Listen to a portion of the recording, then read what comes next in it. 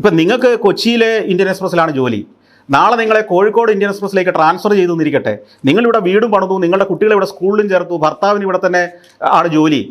നിങ്ങൾക്ക് രാവിലെ ട്രെയിനിൽ കയറി 1.5 മണിക്കൂർ കൊണ്ട് അല്ലെങ്കിൽ 1 മണിക്കൂർ കൊണ്ട് കോഴിക്കോട് പോയി ജോലി ചെയ്യാമെന്നും വൈകിട്ട് 1 മണിക്കൂർ കൊണ്ട് തിരിച്ചു വരാമെന്നുണ്ടെങ്കിൽ നിങ്ങൾക്കുണ്ടാകുന്ന ലാഭം ഈ വീടെല്ലാം വിറ്റ് വേറെ വീടും വെച്ച് കുട്ടികളുടെ ട്രാൻസ്ഫറും മേടിച്ച് ഇതൊക്കെ അനുഭവിക്കുകയും ഇത്തരം പ്രശ്നങ്ങളൊക്കെ ഇടപെടുകയും ചെയ്യുന്നവർക്ക് ഇതിൻ്റെ ആവശ്യം മനസ്സിലാവുള്ളൂ. അല്ലാതെ സ്വന്തം വീടിൻ്റെ മുമ്പിൽ ഒരു പലചരക്കട ഇട്ടിരിക്കുന്ന ആൾക്ക് ഇതിൻ്റെ ആവശ്യം വരില്ല. അല്ലെങ്കിൽ സ്വന്തം പഞ്ചായത്തിലെ പള്ളിക്കൂടത്തിൽ ജോലി കിട്ടിയ ഒരാൾക്ക് ഇനി എങ്ങോട്ടും പോകണ്ടെന്നുള്ളൊരു ആത്മവിശ്വാസത്തിലാണ് ഈ വർത്തമാനം പറയുന്നത്. എൻ്റെ മക്കൾ നാളെ അങ്ങനെ ആവുമെന്ന് കരുതരുത്.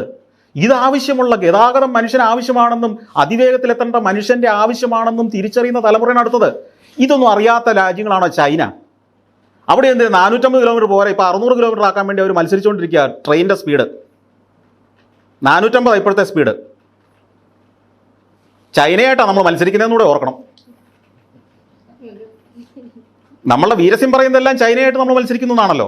ചൈനയെ നമ്മളിപ്പോൾ ഉടനെ പുറകിലാക്കുന്ന ഏത് കാര്യത്തിൽ?